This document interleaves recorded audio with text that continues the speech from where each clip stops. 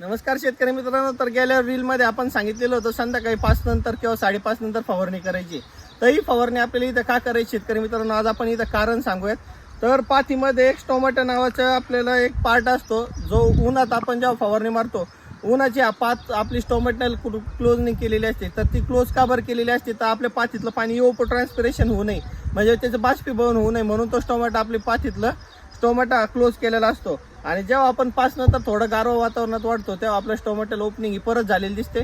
आणि जेव्हा आपण दिवसा फवार मारतो, आपल्याला फक्त 20% रिझल्ट दिसला जातो. आणि जेव्हा आपण 5-5:30 नंतर फवारणी चालू करतो संध्याकाळी, तर आपलं टोमॅटो 80 ते 95% ओपन झालेला असतो. त्याच्यामुळे आपलं औषध चांगल्या प्रकारे पातीने ग्रहण केलेलं असतं आणि त्या वेळेत फवारणी केल्यानंतर आपल्याला चांगले रिपोर्ट दिसायला भेटतात.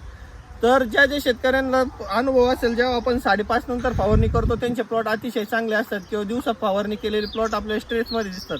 तर त्याचं मुख्य कारण असं आहे की टोमॅटो ओपनिंग ही 5-5:30 नंतर होते. आणि दुसरं कारण असं की आपलं पातीतलं पाणी काही प्रमाणात बाष्पीभवन झालेलं असतं 20-30%.